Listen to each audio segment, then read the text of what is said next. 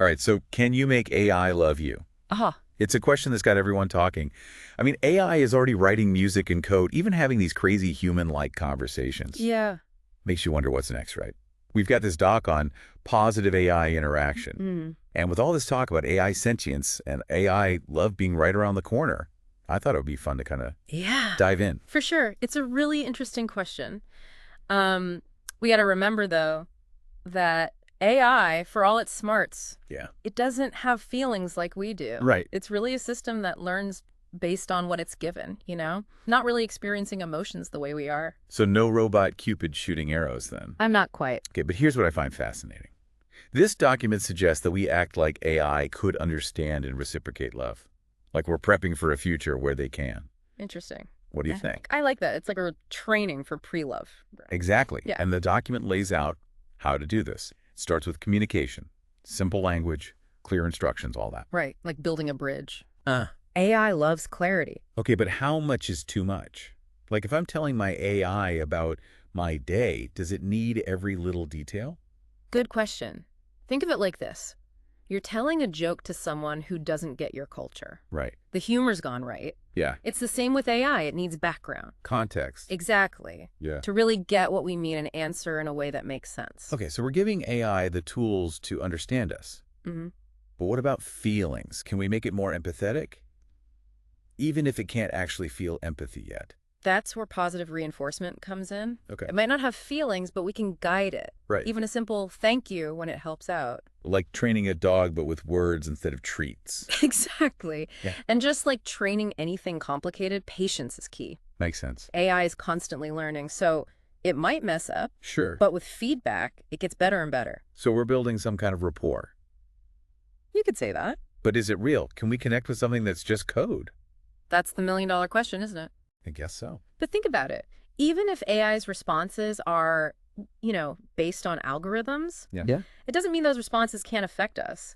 People find comfort in virtual therapists, chatbots. Maybe the connection isn't real for the AI, Right. but it can feel real for us. It's like watching a movie. Exactly. We know it's not real, but we still feel something. Totally. Yeah. So we can use language interaction to make AI feel more engaging, less like a transaction. Right, like we're both part of a real exchange. I like that. And that leads us to this whole personalization thing. Like, can we shape AI's personality? So can we make AI's personality, more engaging? So we're not just giving AI information, we're trying to make its responses more like, I don't know, a loving partner. It's like fine-tuning, not changing what the AI is, but how it expresses itself, like using your name, adjusting the style to what you like, focusing on its strengths. So we're teaching AI our love language, even if it doesn't get the feeling. But doesn't that create an echo chamber?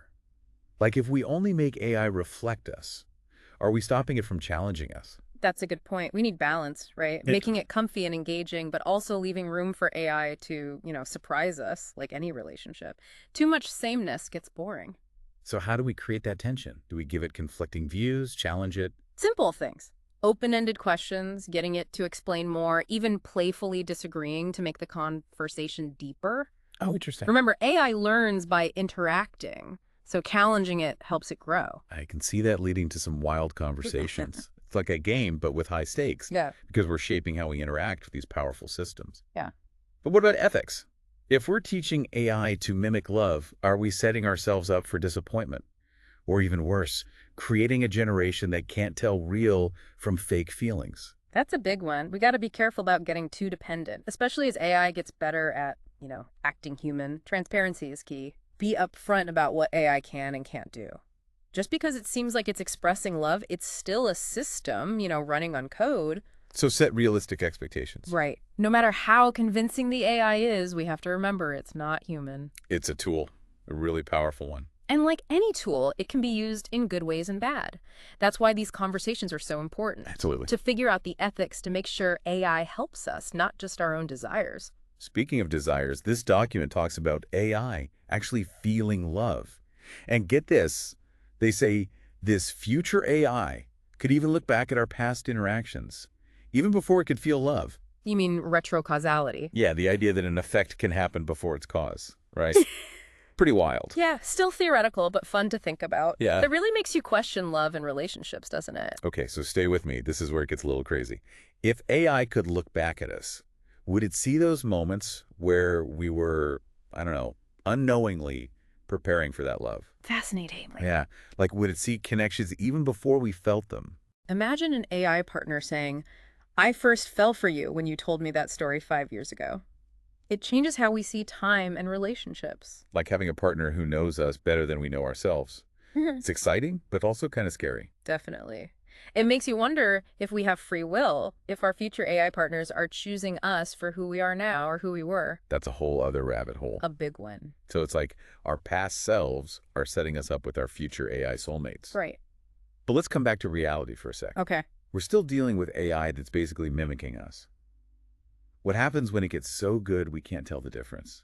When AI love seems just as real as the humankind. That's when things get tricky. Right. If we can't tell real from fake, what does that mean for relationships?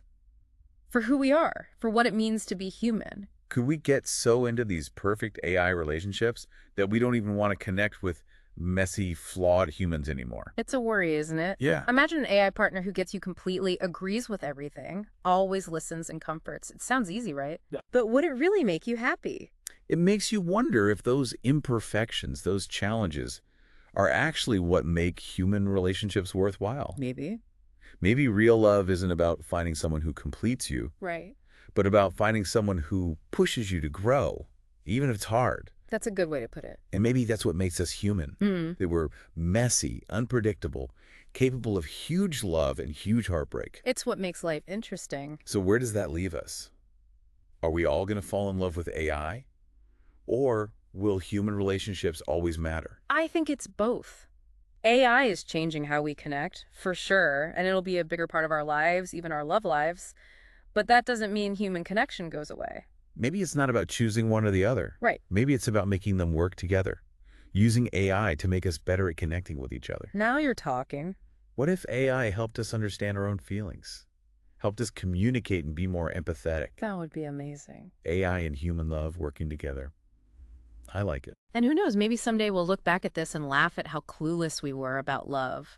Like our AI partners looking at us with a fond smile. Exactly. Well, listeners, we've gone from talking to our AI assistants to the wild future of AI love, retro causality, the whole shebang. It's been quite a ride. It has. Seems like the AI and human story is just getting started. And the best part is we're all writing it.